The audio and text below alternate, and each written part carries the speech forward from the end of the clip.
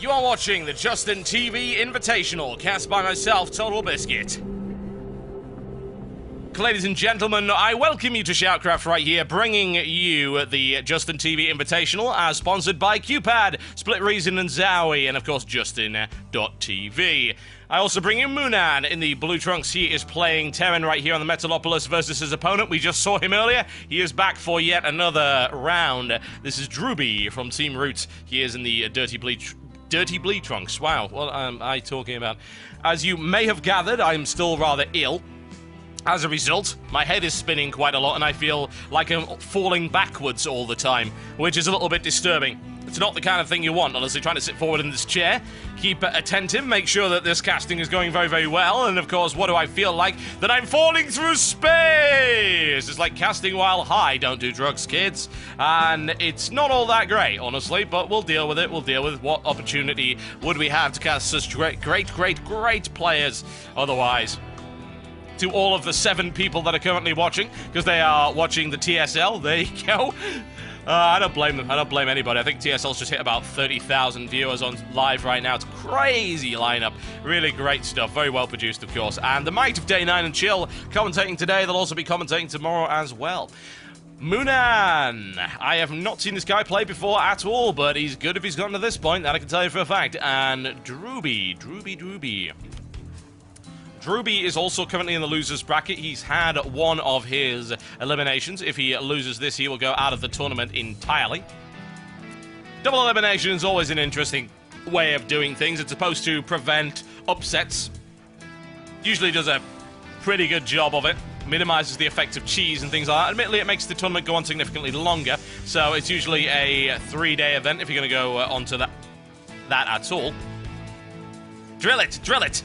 You know, one of these days I'm going to watch that and he'll actually be helping him build.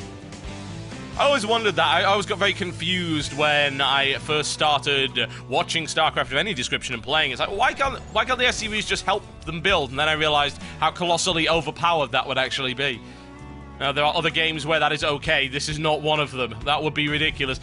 So guys, we've got battle cruisers 4 minutes in because we used all our SCVs to help build this. Jesus, my God, that would be terrible.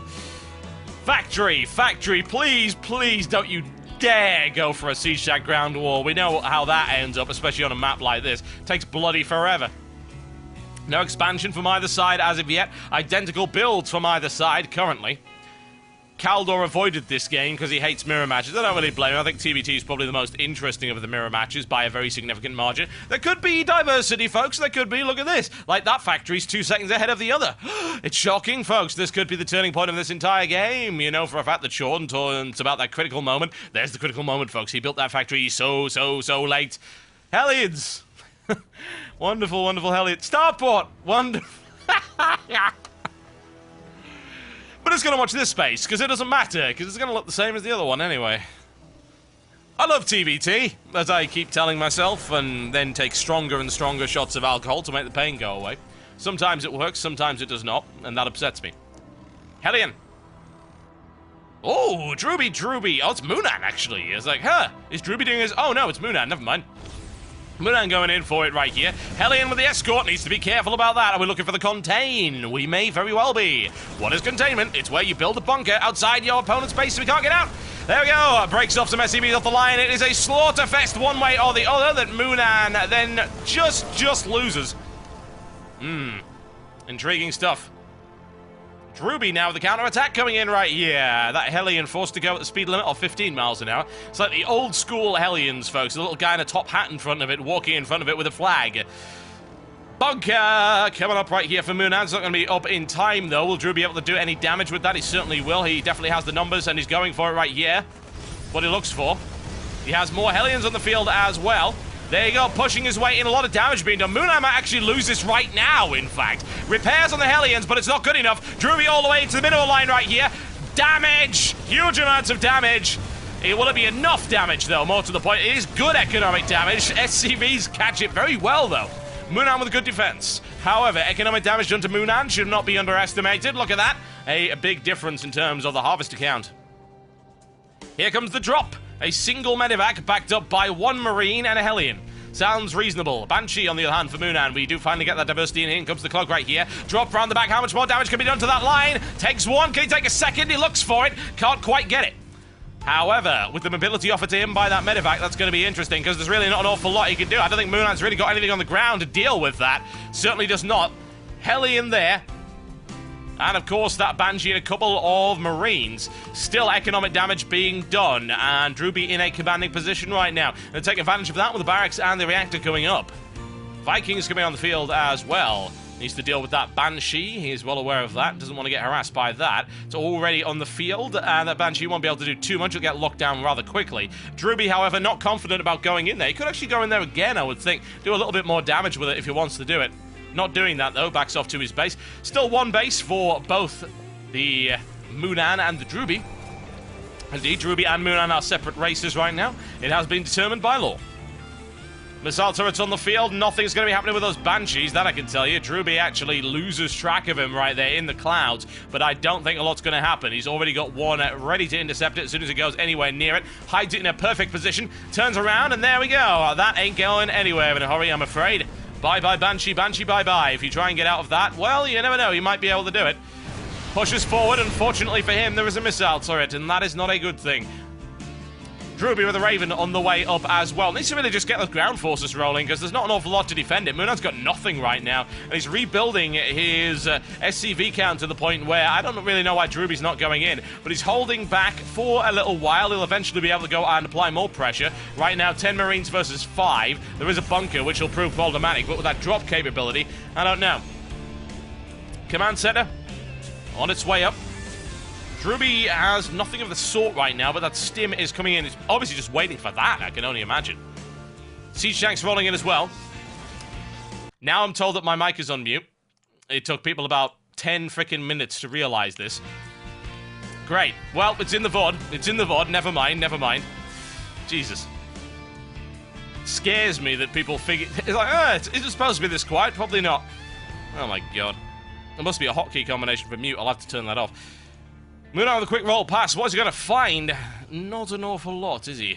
Other than death, destruction, and horrible pain. No, not going to happen. Not happening at all. The thing is, FxmOonan's now getting these siege tanks on, so we're going to get this prolonged ground war that we really didn't want to see because it's actually very boring.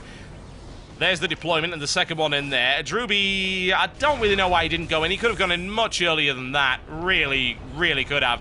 More damage could have been done. Didn't bother to go in with the drop when there was barely anything on the ground. So I really don't know why that's happening. However, he's now going to have to face these deployed siege tanks, and I'd be very concerned about that. Drewbie does have medevacs on the field, and of course he has Vikings, so he will have the range, but FxmOoNan also has a Viking on the field. I wouldn't want to go too close to that. Can he take that Viking out? He cannot. There's another Viking available there. Needs to get that fixed up before it goes down quickly. There's the flank around. Can he do the damage? He looks for it. Shelling right now on the bunker. Good deploy. Oh, nice deployment right there of that point defense drone. Get in there, do some damage. He loses one. Will he lose the second? He will. Can he take that last one out? Oh, he can't. Not so great. Drewbie with a very limited capacity to really break this line right now. He can certainly expand. He's feeling good about that, but he allowed his opponent to rebuild, which made no sense to me at all. And now he's going to lose that Raven. Not so great. Few mistakes being made here by Drewbie, if I'm totally honest with you. I don't really know why he's doing that. There's the stim out. Can he grab one? He can, but can he get the second? Looking fairly unlikely. Looks for the damage, but if he does... Oh, it's an undeploy there by FxmOoNan, so there you go. He could have gone in there, but he didn't. Of course, Drewbie had no idea that that was actually happening. Looking perhaps for a quick pick up and drop. Would make sense. One deployed siege tank, one mobile. Looks for the deployment around. FxmOoNan with air superiority right now, however, so it's very risky to try that. Still, he needs to watch out for those Marines. Trying to draw those Vikings out of position, but it's not going to happen. FxmOoNan is not having anything of the sort. If we look at the numbers, it's so clearly in Drewbie's favor right now, it's not even funny, but it's so hard to run this line with those deployed siege tanks. It's very dangerous, and he can't get those Vikings up in the air. He can't gain that air superiority he needs in order to do the shelling from the ground. But he does have 4 siege tanks right now. Will he go for it? I would certainly think so. Now his opponent's expanded, there are some openings, some possibilities for damage. In comes the shelling. FxmOoNan not quite deployed in time. That's messy. There you go. Drives his way in right there. Will he be able to do the damage? He can. MooNan's going to lose that. Nothing's going to happen there. It's all so horribly dead. MooNan deploys and tries to hold the line with 2 Sea Shanks. Can he do it? Well, it's a much reduced numbers. GG. MooNan, absolutely no way he's going to be able to break out of that. And there you go. It's 1-0 in this best of 3 series, folks. Don't go anywhere. The fun's just getting started.